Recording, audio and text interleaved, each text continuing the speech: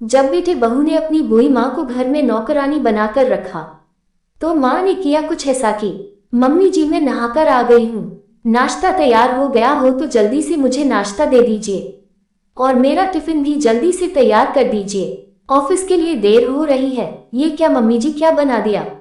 मुझे तो आज पोहा खाना था और अपने पराठे बनाकर रख दिए, जबकि मैंने आपसे रात ही बोला था कि सुबह मुझे पोहा बना देना। आपका ध्यान कहाँ रहता है? रमा जी की आंखों में बहू की बात सुनकर आंसू आ जाते हैं और बहू के सामने अपने आंसुओं को छुपाकर वो बहू से कहती है, बहू मुझे याद नहीं रहा, अभी बनाकर लाती हूँ। बहू कहती है, रहने दीजिए, मुझे ऑफिस के लिए पहले ही लेट हो रहा है। अगर आपने मेरा टिफिन तैयार कर दिया है तो जल्दी से मेरा टिफिन दे दीजिए, मैं अभी आ रही हूँ। और यह कहकर बहू अपने कमरे में चली जाती है। रमा जी किचन में आ जाती है और जल्दी जल्दी बहू का टिफिन तैयार करती है। जैसे ही वह टिफिन तैयार करती है तब तक बहू आ जाती है। रमा जी बहू को टिफिन दे देती है। बहू टिफिन लेकर रमा जी से कहती है, मम्मी जी मैं ऑफिस के लिए निकल रही हूँ, आप जय को दूध पिला देना और कुकर में उसके लिए थोड़ी सी खिचड़ी चढ़ा देना। और हाँ जय, दोपहर को जब सोकर उठे उसे ऑरेंज जूस भी दे देना, उसमें बर्फ मत डालना नहीं तो गला पकड़ लेगा। और जब स्कूल से आए तो बस स्टॉप पर जाते वक्त छाता ले जाना मत भूलना, बहुत तेज धूप है, उसका बैग भी भारी है तो बैग आप उठा कर लाना। मैं जा रही हूँ, मुझे देर हो रही है। राज को लंच के साथ सलाद देना मत भूलना वरना वो खाना नहीं खाएंगे। प्रिया अपनी सास रमा जी को रोज की तरह न जाने कितने सारे दिशा निर्देश देकर ऑफिस के लिए चली गई। रमा जी ने अपने बेटे राज का लंच बॉक्स तैयार किया, साथ में सलाद भी रख दिया। फिर उसे नाश्ता देकर वह खुद भी पूजा करने लगी थी कि तभी 2 वर्ष का जय जगकर मम्मी मम्मी कहकर रोने लगा। रमा जी ने उसे चुप कराया और दूध पिला दिया। तभी राज टिफिन लेकर ऑफिस चला गया। तभी काम वाली बाई आ गई। अरे तू आज जल्दी आ गई, थोड़ी देर सक जा, मैंने अभी तक घर भी समेटा नहीं है, बच्चों ने सारा घर बिखरा दिया है। और वो जल्दी जल्दी घर समेटने लग गई। मेम साहब ये तो आपका रोज का काम है, मुझे देर हो जाती है, एक यही घर नहीं है, मैं और भी घर काम करने को जाती हूँ, सब ऐसे ही करने लगेंगे तो शाम तक मैं यही रहूंगी क्या? मेरे भी बाल बाल बच्चे हैं।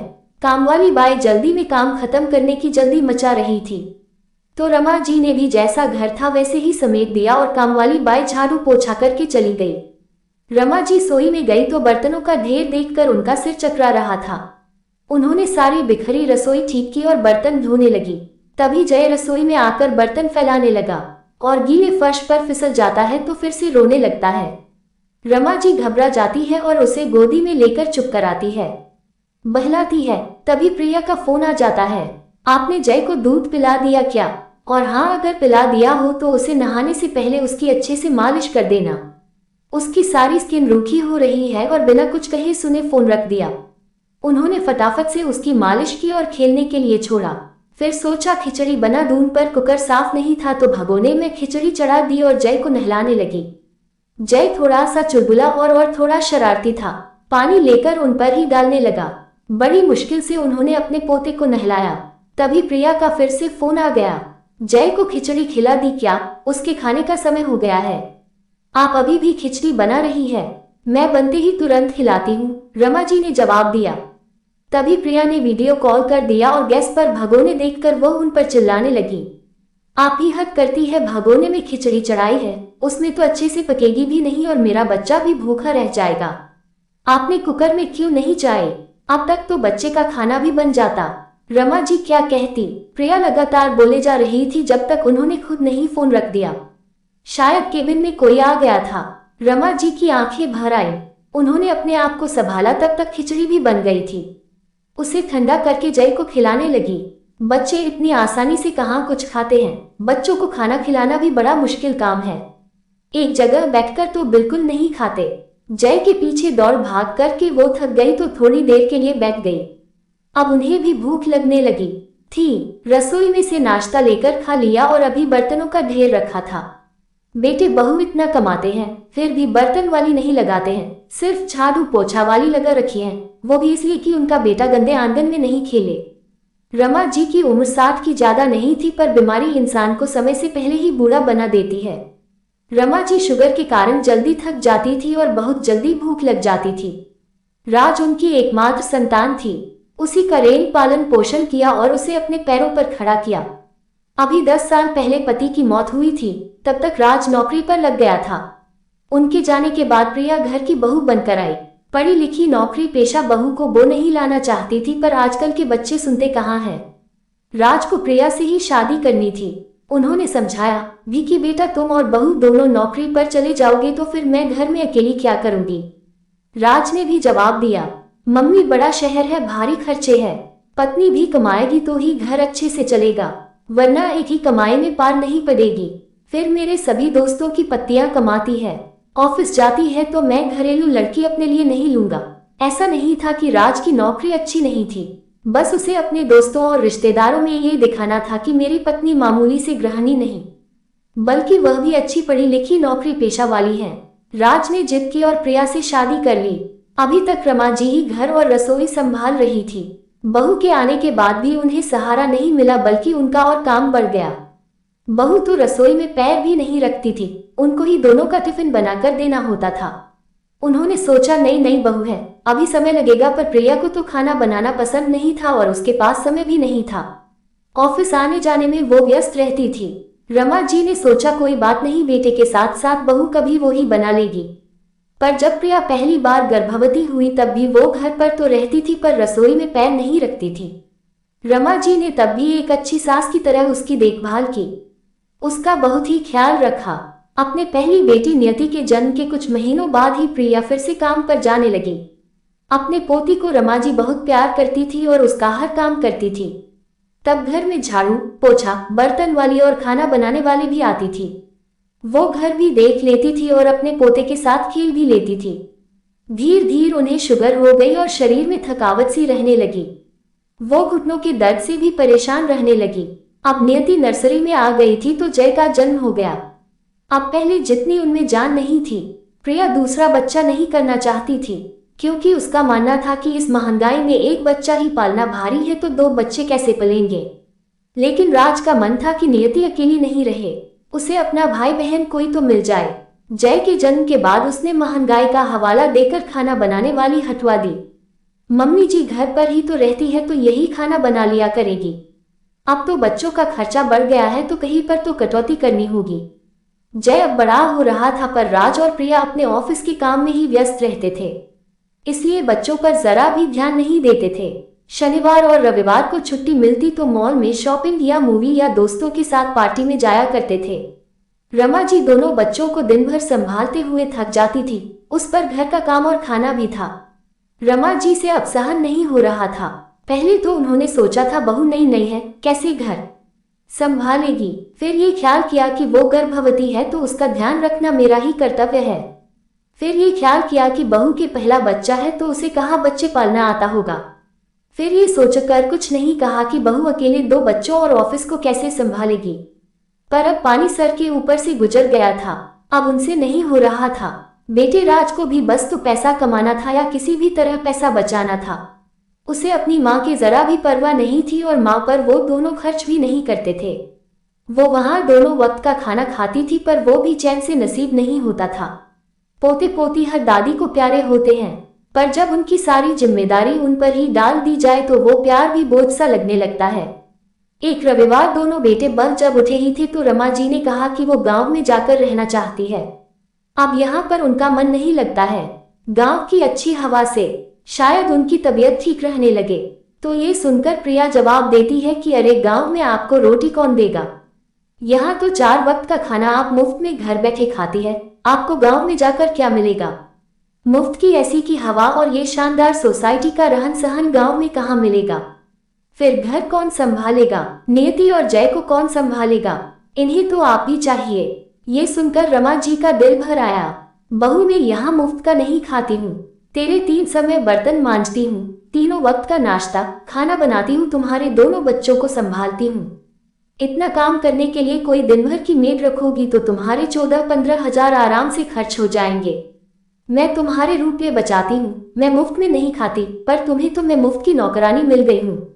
तुम्हारे पति को पालने में बड़ा करने में मैंने लाखों खर्च किए हैं, तुम और तुम्हारा पति जीवन भर में मुझे बैठाकर खिलाओ तो भी ये कर्ज नहीं उतार पाओगे। आज तुमने 2 रोटी की कीमत लगा दी, वह भी मैं खुद बनाती हूँ।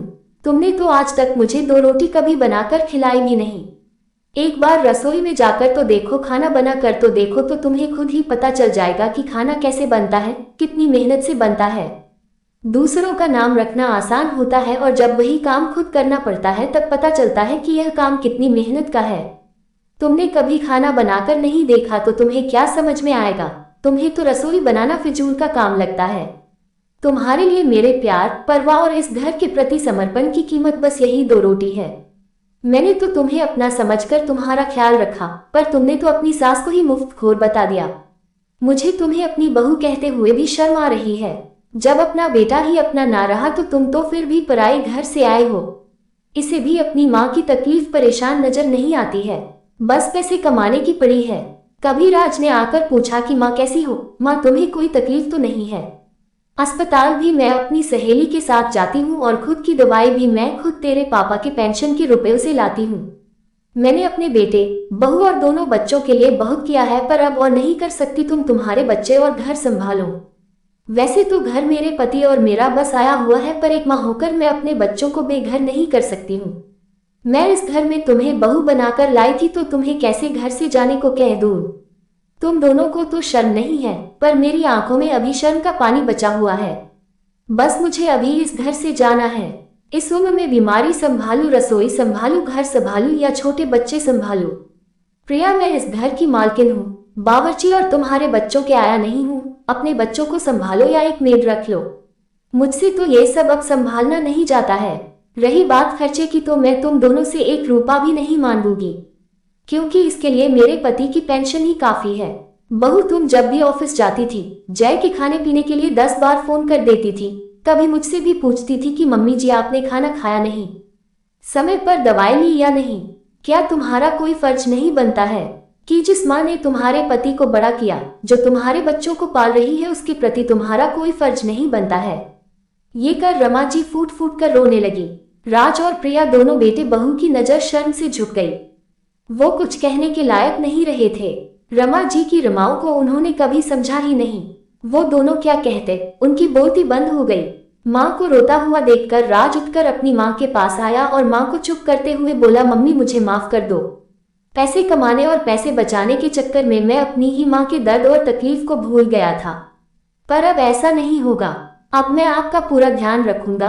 अब मैं आपको कभी भी शिकायत का मौका नहीं दूंगा।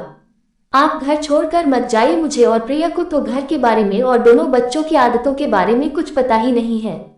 अभी इतने सालों से रमा जी देखकर संभाल कर रही थी, तो उन्हें घर और बच्चों की आदतों के बारे में बिल्कुल भी पता नहीं था।